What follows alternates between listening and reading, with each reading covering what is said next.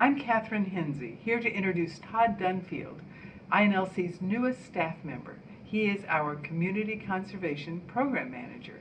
In a nutshell, this position focuses on getting people, old and young, involved with local outdoor recreation. Todd is uniquely qualified for this position, given his leadership background in Spokane outdoors organizations, in education, and in youth leadership.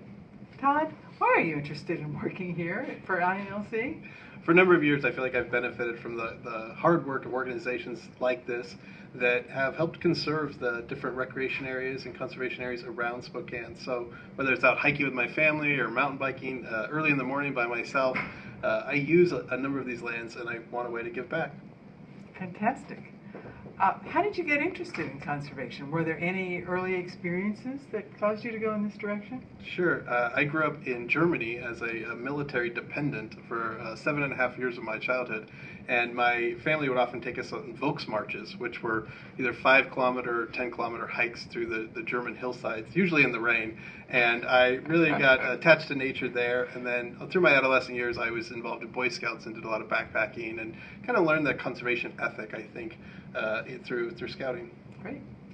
You've been the executive director of both the North Idaho Centennial Trail Foundation and the Spokane Nordic Ski Association, as well as involved with numerous other local outdoor recreation organizations. How does this fit with your new position here?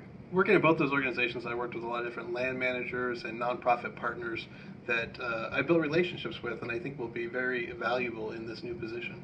Great. You've also been the director of Gonzaga's Center for Community Engagement, where you facilitated hands-on learning projects or experiential education.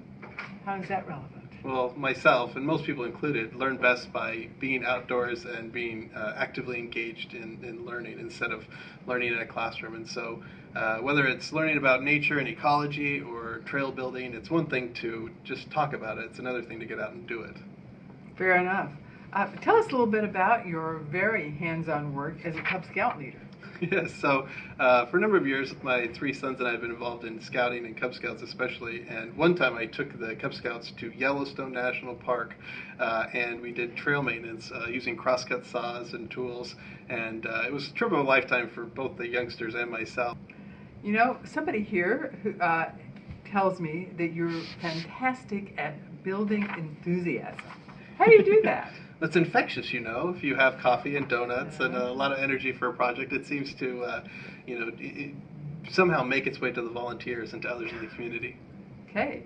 I've also heard that you bike to work pretty much every day from your home in Millwood, which is about 7 miles each way. Why is that important? Why bother? I've been doing that for years and years and years, from when I was working at Gonzaga and till now, and it's a great way to clear my head and have a zero pollute commute and skip going to the gym, just get my exercise and my transportation all done at the same time. Can't beat that. To better get to know you, could you tell us a little bit about your family? Sure. So my wife is an educator up in the Meade School District. She teaches English at Mount Spokane High School, and I have 3 young sons who are 8, 10, and 12. One's about to turn 13. And they have been drug on many outings into the woods and have found their own little special way to engage with nature. Okay. How do you spend your free time, as though it isn't obvious?